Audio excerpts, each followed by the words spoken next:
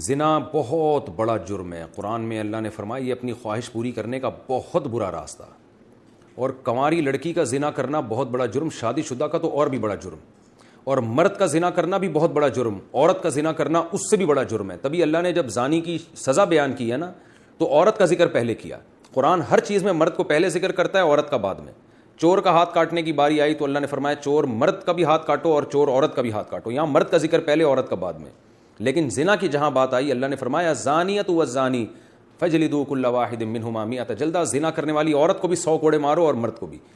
تو یہاں عورت کا ذکر پہلے اس لیے کیا کہ عورت میں زنا کی رغبت کم ہوتی ہے اور اس میں حیا بھی ہوتی ہے, اس کے باوجود اس کا زنا کرنا یہ بہت بڑا جرم ہے. مرد کا بھی زنا کرنا بہت بڑا جرم ہے. سزا اللہ نے دونوں کی ایک رکھی ہے, لیکن حقیقت میں یہ فرق ہے ان میں, یعنی عملی طور پر دونوں کی جرم میں فرق ہے. اب سزا اللہ نے ایک کیوں رکھی ہے؟ اللہ کی حکمتیں اللہ بہتر جانتا ہے. تو شادی شدہ عورت اگر زنا کرے تو یہ اتنا بدبودار جرم ہے کہ قرآن کہتا ہے کہ اگر یہ ثابت ہو جائے گواہوں سے اور اقرار سے ایک مخصوص طریقے سے تو ان کو زمین میں گاڑ کے پتھروں سے ہلاک کر دو. تو اس لیے بھائی اگر کسی عورت سے بھی یہ جرم ہوا ہے یا مرد سے تو یہ بہت بڑا جرم ہے, ہلکا نہیں ہے.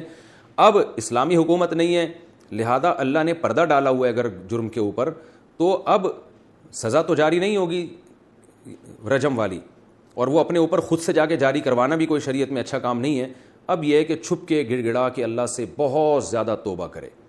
اللہ غفور الرحیم ہے, بڑے بڑے گناہوں کو معاف کر دیتا ہے. اور آئندہ کے لیے ولا تقربوا الزنا, قرآن کہتا ہے ایسے کام بھی مت کرو کہ زنا کی طرف تمہاری رغبت ہو. تو اس خاتون کو چاہیے کہ خوب گڑ گڑائے اللہ سے اور کچھ صدقہ خیرات بھی کرے, اور دوبارہ من تاب وآمن وعمل عملا صالحا, جیسے اللہ نے سورہ فرقان میں فرمایا جو توبہ کر لے گا اور اپنے عقیدے کو مضبوط کر لے گا اور آئندہ نیک اعمال اختیار کر لے گا تو اللہ اس کے گناہوں کو معاف کر دے گا.